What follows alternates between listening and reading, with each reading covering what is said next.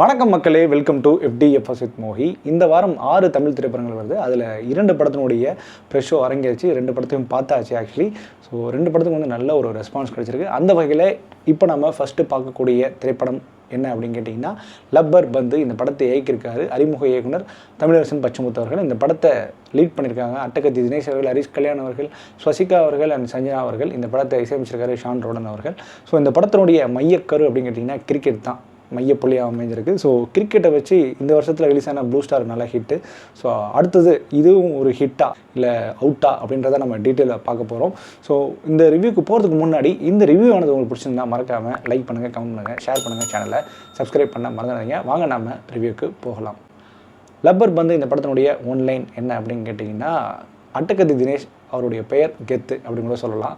So ஊருக்குள்ளே ஒரு கெத்தான டீமில் கெத்தான ஒரு பிளேயராக அமைகிறார் இவர். அதுக்கு இன்னொரு ஆப்போசிட்டில் வந்து இன்னொரு டீமை வந்து ஹேண்டில் பண்ணுறாரு ஹரிஷ் கல்யாண் அவர்கள். அவரும் வந்து ஒரு பயங்கரமான கெத்து, ஏன்னா பயங்கரமான போலர் பேட்ஸ்மேன் அவர். இவரும் வந்து பார்த்திங்கன்னா பேட்ஸ்மேனு. ஸோ 2 பேரும் ஒரு சுச்சுவேஷனில் மோதிக்க ஆரம்பிக்கிறாங்க. இங்கே வந்து ஹரிஷ் கல்யாண் வந்து பார்த்திங்கன்னா அட்டகத்தி தினேஷுக்கு வந்து கல்யாணம் ஆகி ஒரு பெரிய பொண்ணே இருக்குது. ஸோ அவங்கள வந்து இவர் லவ் பண்ணுறாரு. ஸோ லிட்ரலி வந்து மாமனார் மருமகனுடைய சண்டையாக மாறிடுது. ஸோ அதுக்கப்புறம் ஏற்படுற கதைக்களம், அந்த கதைக்களத்தோட உச்சக்கட்டத்தில் ஒரு பிரச்சனை நடக்குது. ஸோ இதெல்லாம் கலந்த கலவையாக தான் இந்த லப்பர் பந்து வந்திருக்கு. ஸோ இந்த படத்தினுடைய பாசிட்டிவ் அண்ட் நெகட்டிவ் பற்றி பேசுவோம்.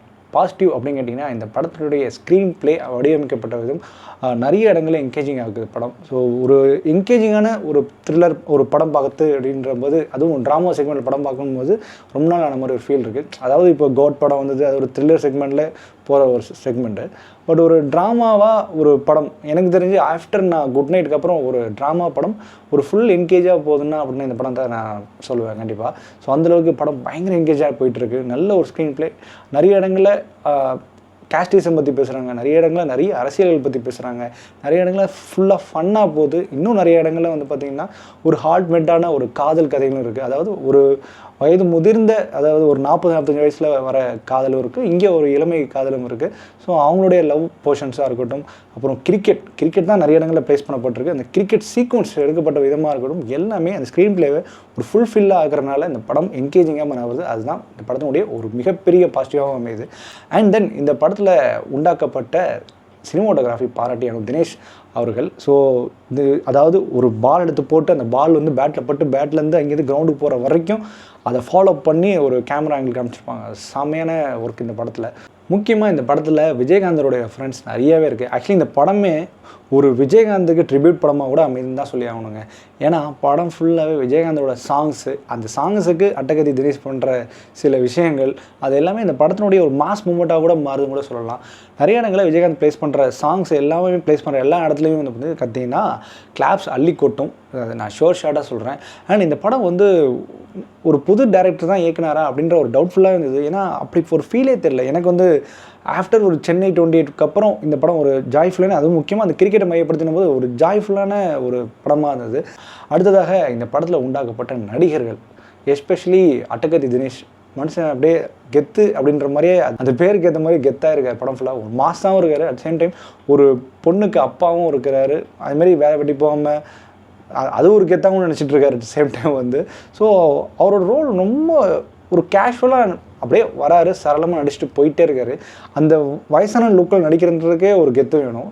அதாவது இப்போ வந்து அவருடைய வயசுலாம் லிட்லி ஹரிஷ் அந்த மாதிரி இருக்கும். பட் ஆனால் அந்த வயசான லுக்கில் கொண்டு வந்து அதுக்கேற்ற மாதிரியான ஆக்டிங் கொடுக்குறதுன்றது சாதாரண விஷயம். சூப்பராக பண்ணியிருக்காரு அந்த ரோல் எடுத்து. அடுத்து வந்து ஹரிஷ் கல்யாண். சீரியஸாகவே ஹரிஷ் கல்யாணோட இது வரைக்கும் நான் பார்த்த படங்களில் இது ஒன் ஆஃப் த பெஸ்ட் படம் அவருடைய.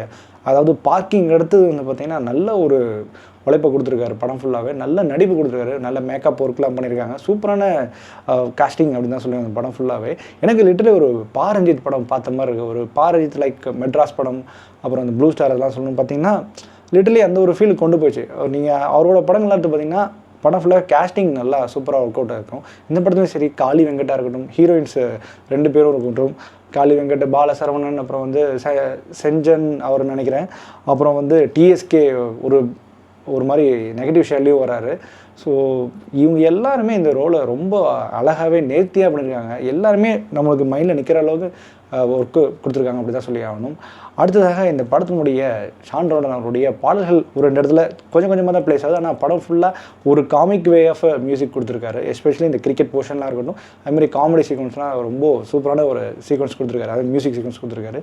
படம் நெடுங்கிலும் வந்து பார்த்திங்கன்னா நிறைய காமெடி சீக்வன்ஸ் பஞ்சமே இல்லை.